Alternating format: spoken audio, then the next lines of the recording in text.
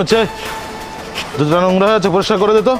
ঠিক আছে চেয়ারম্যান সাহেব, আপনি জুতোটা খুলে দিন, আমি পরিষ্কার করে দিচ্ছি। হ্যাঁ মুচির বাচ্চা, সামান্য একটা মুচি হয়ে আমি চেয়ারম্যান, আমাকে জুতা খোলার জন্য অর্ডার করছিস? আমি জুতা খুলতে পারবো না, এখানে পা রেখেছি, এখানে পরিষ্কার করে দে। আচ্ছা দিচ্ছি।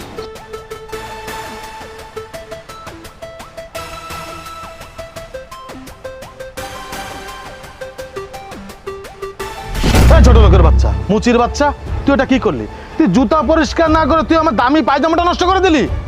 চেয়ারম্যান সাহেব বিশ্বাস করুন, আমি ইচ্ছা করে করিনি।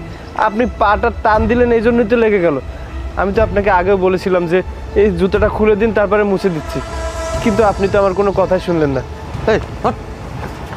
ওই ছোট লোক মুচির বাচ্চা মুচি, হ্যাঁ আমি এলাকার চেয়ারম্যান, আমার মুখের উপরে কেউ কথা বলার সাহস পায় না, আর তুই সামান্য একটা মুচি হয়ে আমার মুখে মুখে তর্ক করছিস। চেয়ারম্যান সাহেব, আমি এমন কি করেছি যার জন্য আপনি আমাকে মারলেন? আমি তো যেটা সত্যি সেটাই বলেছি। আমি মুচি, আমি গরিব মানুষ বলে কি আমি মানুষ না? চুপ, মুচির বাচ্চা মুচি, আবার বড় বড় কথা বলছিস। তুই আমার দামি পাজামাটা নষ্ট করে দিয়েছিস, এর জরিমানা তোকেই দিতে হবে। আমি আপনার পায়ে পড়ছি চেয়ারম্যান সাহেব, আমাকে দয়া করুন, আমি আপনার জরিমানা দিতে পারবো না। আমার বাড়িতে কিস্তি নেওয়ার জন্য মানুষজন বসে আছে, আমার বাড়িতে খাওয়ার কিছু নেই। আমি যদি কিস্তি না দিতে পারি তাহলে আমার ঘরের জিনিসপত্র সব কিছু নিয়ে বিক্রি করে দেবে। চেয়ারম্যান সাহেব দয়া করুন। এই ছোট লোকের বাচ্চা, এটা তুই কি করলি? তুই আমার দামি পায়জামাটা নোংরা করে দিলি। ছাড় ছাড়। চেয়ারম্যান সাহেব, আপনি আমাকে মেরেছেন, আমার তাতে কোনো সমস্যা নেই, কিন্তু দয়া করে আমার জরিমানার টাকাটা মাফ করে দিন। আমি জরিমানা দিতে পারবো না। এই ছোট লোক মুচির বাচ্চা, তোকে তো আমি জরিমানা করবোই, তোর কোনো ন্যাকা কথা আমি শুনবো না। এই মেহেদি, ওর কাছে কত টাকা পয়সা আছে? যা সব নিয়ে আয়।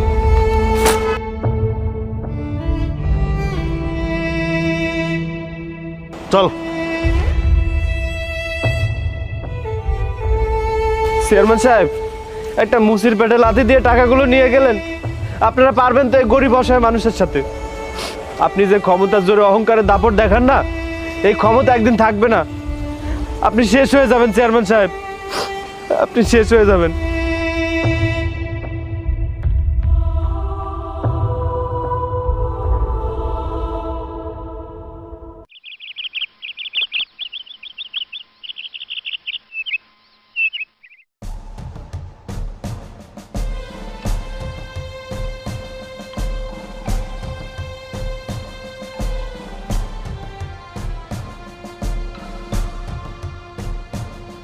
এই বলছি, আমার জুতোটা পরিষ্কার করে দাও তো।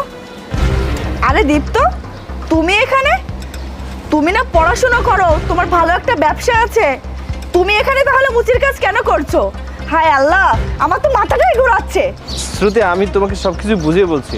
থাক, তোমাকে আর কিছু বুঝিয়ে বলতে হবে না, যেটা বোঝার সেটা আমি খুব ভালো করেই বুঝতে পেরেছি। তুমি যে একটা মুচি সেটা আমি খুব ভালোভাবেই টের পেয়েছি। আর এই মুচিকে বিয়ে করার জন্য আমি নাকি পাগল হয়ে গিয়েছিলাম। হ্যাঁ, আমি মুচি, আমার বাবা নেই, আমার মাথার উপরে ছাদটাও নেই, এই মুচির কাজ করেই সংসার চালে। তবে শ্রুতি, আমি তোমাকে কথা দিচ্ছি, আমি একটা চাকরি পেলে এই মুচির কাজ আর করবো না। শোনো দীপ্ত, একটা কথা আছে না, কাক যতই ময়ূরের পাখনা লাগাক না কেন, সে কখনো ময়ূর হতে পারে না। ঠিক তেমনই একটা মুচি কখনো বড় লোক হতে পারবে না। তো তোমার সঙ্গে আমার ব্রেকআপ। শ্রুতি, তুমি আমাদের এই সম্পর্কটা এভাবে ভেঙে দিও না শ্রুতি, প্লিজ। এই ছোট লোকের বাচ্চা, তুই আমার হাত ধরিস? তুই আমার পরিচয় জানিস? আমি একজন চেয়ারম্যানের বোন, আর এই রাস্তাঘাটে তুই যদি আমার হাত ধরিস তাহলে লোকে দেখলে আমার মান সম্মান তো যাবেই, সঙ্গে আমার ভাইয়েরও মান সম্মান যাবে। তুমি আমাকে মারলে, আজকে আমি একটা মুচি বলে তুমি আমার গায়ে হাত তুললে, আজকে আমার কাছে বাড়ি গাড়ি টাকা পয়সা কিছু নেই বলে আমাদের সম্পর্কটা তুমি ভেঙে দিলে। আরে তুই তো 2 টাকার একটা মুচি, তুই আমাকে বিয়ে করে কি খাওয়াতিস? তুই জানিস আমার মাসিক হাত খরচ কত? 50,000 টাকা। আমার ভাইয়া আমাকে মাসে যে টাকা হাত খরচ দেয় না, তুই সারা বছরেও সে টাকা ইনকাম করতে পারিস না। ভালোই হয়েছে তুই যে একটা মুচি সেটা আমি আগে থেকেই জানতে পেরেছি, নাহলে সারা জীবন তো আমাকে একটা মুচির বউ হয়ে থাকতে হতো। শ্রুতি, তুমি এভাবে বলো না, তুমি আমাকে আর কয়টা দিন সময় দাও, আমি এই মুচির কাছে একটা চাকরি খুঁজে নেব। ঠিক আছে, তুই যেহেতু এত করে বলছিস সেহেতু তোকে একটা সুযোগ দেওয়া উচিত। তুই বরং একটা কাজ করিস, কাল সকালে তোর মাকে নিয়ে আমাদের বাড়িতে আসিস বিয়ের প্রস্তাব দিতে। কি বলছো তুমি? সত্যি বলছো? আমি আমার মাকে নিয়ে তোমাদের বাড়িতে আসবো বিয়ের প্রস্তাব দিতে? আমি একদমই সত্যি বলছি। আচ্ছা ঠিক আছে, তুমি তাহলে থাকো, আমি আসি। আর হ্যাঁ, কাল কিন্তু সকাল সকাল তোমার মাকে নিয়ে চলে এসো। আচ্ছা ঠিক আছে, সাবধানে যেও।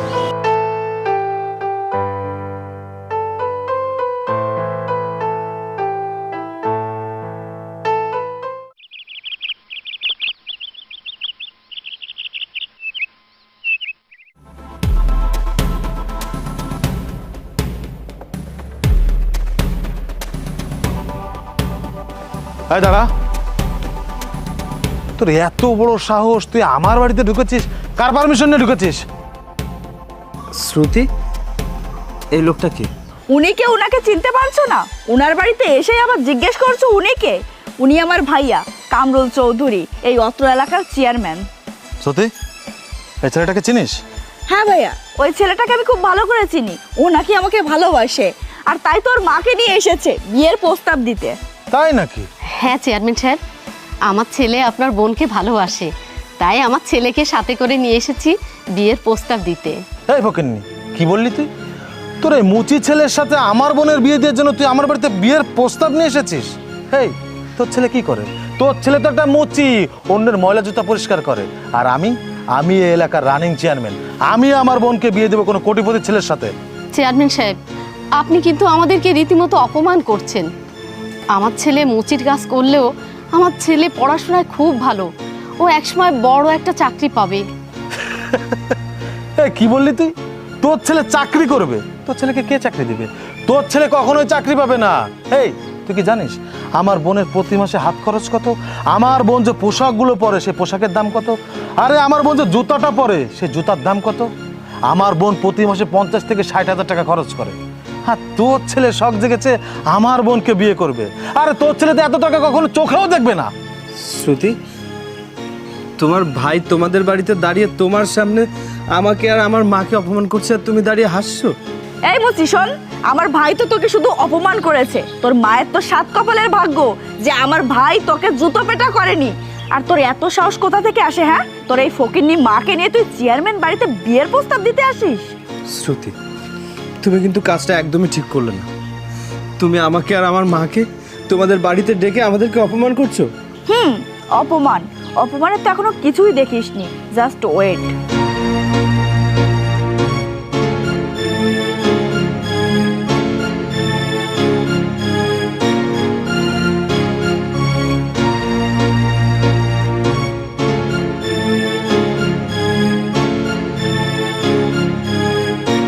তুই না আমাকে বিয়ের মালা পরাতে চেয়েছিলি? এই নে তোর বিয়ের মালা। ওয়াও, তোকে এই মালাতে না অনেক সুন্দর মানিয়েছে। হে আল্লাহ, এই অপমান দেখার আগে আমার মরণ হলো না কেন? ভদ্রলোকের বাড়িতে দাঁড়িয়ে কান্নাকাটি করবেন না, এতে কোনো লাভ হবে না। আরে এই মুচি, তুই শোন, আমার ভাইয়া আমার জন্য কোটিপতি ছেলে ঠিক করে রেখেছে, সামনের মাসে আমার তার সঙ্গে বিয়ে। তুই বরং একটা কাজ করিস, তোর এই ফকিন্নি মাকে নিয়ে আমার বিয়েতে এসে ভালো মন্দ এক মুঠ খেয়ে যাস। আর একটা কাজ করিস, আমার হাজবেন্ডের জুতোয় যদি ময়লা থাকে তাহলে তুই পরিষ্কার করে দিস, তাতে আমি তোকে টাকা দিব। আর বিয়ে বাড়িতে যেসব খাবার দাবার বেঁচে যাবে না, এই খাবার দাবারগুলো তুই নিয়ে যাস, কারণ তোরা তো গরিব ছোট লোক, তোরা তো এসব খাবার কখনো চোখে দেখিস না। এই এই মুচির বাচ্চা, এত কথা বলার পরে এখনো দাঁড়িয়ে আছিস কেন? নাকি ঘাড় দেখাতে বের করে দিতে হবে? যা বের হ। চেয়ারম্যান সাহেব, আমি মুচি বলে আমাকে বাড়িতে ডেকে এনে যে অপমানটা করলেন না, সেটা আমি কোনোদিন ভুলবো না। তবে আমার একদিন বাড়ি গাড়ি টাকা পয়সা সব কিছু হবে। আপনি আপনার বোনকে কোটিপতির সাথে বিয়ে দিতে চেয়েছেন না, ঠিক আছে, আপনি তাই দিন। আমি দোয়া করি সে যেন সুখী হয়। এই মুচির বাচ্চা মুচি, তুই এখনো যেমন মুচি আছিস, ভবিষ্যতে তেমন মুচি থাকবি। এত কথা না বলে আমার বাড়ি থেকে বের হয়ে যা। যা, বাড়ি থেকে বের হয়ে যা। আল্লাহ চাইলে একজন মুচিকে মুহূর্তের মধ্যে কোটিপতি বানিয়ে দিতে পারে, আর একজন কোটিপতিকে মুহূর্তের মধ্যে ফকির বানিয়ে দিতে পারে। অহংকার পতনের মূল। মা চলো। আরে যা যা, এত নীতি কথা বলতে হবে না।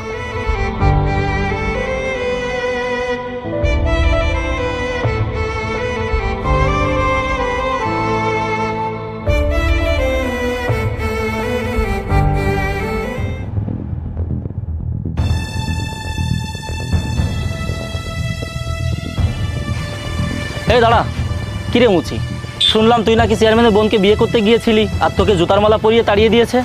হ্যাঁ, তুই যেটা শুনেছিস একদম ঠিক শুনেছিস, কিন্তু তুই আমাকে মুচি বলে কেন ডাকছিস? আমার কি কোনো নাম নেই নাকি? আরে মুচিকে মুচি বলবো না তো কি বলবো? যে ব্যক্তি ব্যাংকে চাকরি করে তাকে ব্যাংকার বলে, আর যে ব্যক্তি স্কুলে চাকরি করে তাকে শিক্ষক বলে, আর যে ব্যক্তি দোকানদারি করে তাকে দোকানদার বলে। তুই তো মুচি, তোকে কি বলবো? যাই হোক, এই ফাইলপত্র নিয়ে কোথায় যাচ্ছিস? আমি সরকারি চাকরির পরীক্ষা দিতে যাচ্ছি। তোর মতো মুচির বাচ্চা আবার সরকারি চাকরির পরীক্ষা দিবে? বাহ, তোকে চাকরিটা দিবে কে? দেখ আলামিন, সরকারি চাকরি পেতে হলে শিক্ষাগত যোগ্যতা লাগে। ওখানে ওটা জিজ্ঞেস করে না যে আমি চাওয়ালা নাকি রিক্সাওয়ালা নাকি মুচির কাজ করি। যাই হোক, তোর সাথে এত কথা বলার সময় আমার নেই। আল্লাহ, তুমি আমাকে এই চাকরিটা পাইয়ে দাও, তারপর এইসব অপমানের যোগ্য জবাব আমি দেবো। আরে যা যা, তুই সারা জীবন মুছেছিলি, মুছেই থাকবি, তোর ভালো কোনো চাকরি করতে হবে না।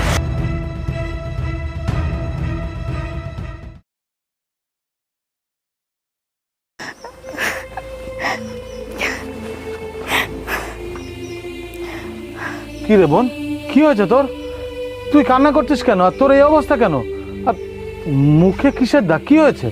ভাইয়া, ওসমান না একটা কোটিপতির মেয়ের সঙ্গে পরকিয়া করে। আমি এই কথায় প্রতিবাদ করার জন্য ও আমাকে মেরে ধরে ডিভোর্স দিয়ে বাড়ি থেকে বের করে দিয়েছে। হে আল্লাহ, তুমি এমনটা কেন করছো? একটার পর একটা বিপদ কেন দিচ্ছ আমাকে? প্রথমে আমার গাড়ি বাড়ি টাকা পয়সা আমার ক্ষমতা সব কিছু নিয়ে গেলে, এরপর আমার নিষ্পাপ বোনের সুখটুকু তুমি কেড়ে নিলে। হে আল্লাহ, আমি এখন কি করব? আমি নিজে চলতে পারছি না, নিজে খেতে পারছি না। এখন আমি আমার বোনকে কিভাবে খাওয়াবো, কিভাবে চলবো? হে আল্লাহ, তুমি আমাকে বিপদ থেকে উদ্ধার করো আল্লাহ। আমি এখন কি করব? ভাইয়া, তুমি এভাবে বলো না। তুমি যদি এভাবে ভেঙে পড়ো তাহলে আমি কি করব বলো? তুমি যদি এভাবে ভেঙে পড়ো তাহলে তো আমার মরা ছাড়া কোনো পথ থাকবে না। বোন রে, এখন এই মুহূর্তে তোকে নিয়ে আমি কি করব? কোথায় যাব? আমার তো মাথায় কাজ করছে না। তবে একটা উপায় আছে। শুনেছি আমাদের পাশের গ্রামে একটা ছেলে খুব দয়াশীল, খুব দানশীল। কেউ তার কাছে গেলে নাকি খালি হাতে ফেরত আসে না। চল বোন, আমরা তার কাছে গিয়ে সাহায্য চাইবো। ঠিক আছে ভাইয়া, চলো।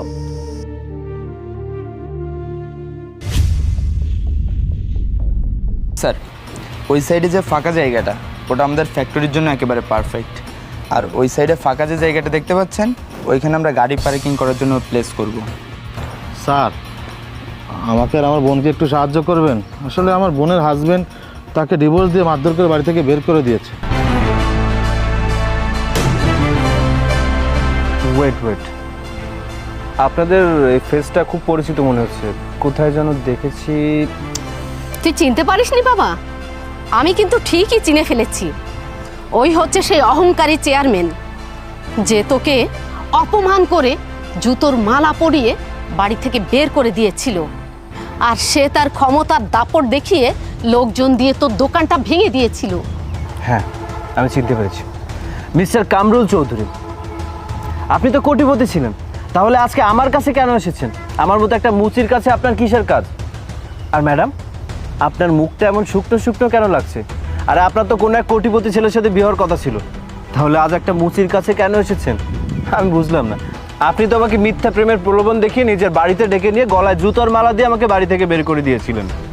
তাহলে এখন আমার কাছে ভিক্ষা চাইতে কেন এসেছেন? দীপ্ত, তুমি আমাকে ক্ষমা করে দাও।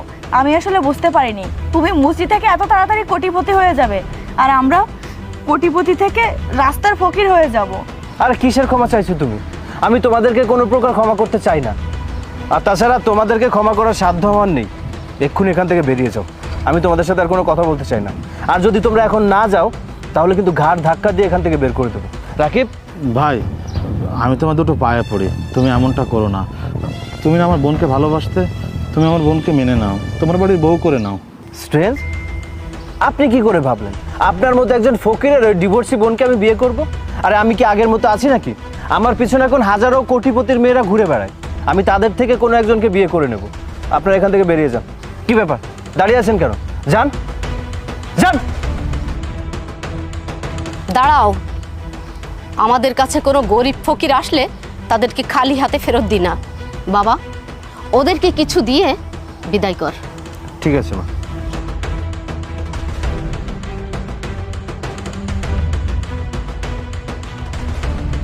আচ্ছা, এই চেকটা রাখুন, এখানে 2 লক্ষ টাকা লেখা আছে, সাইনটা করে দিয়েছি, টাকা তুলে নেবেন, যান।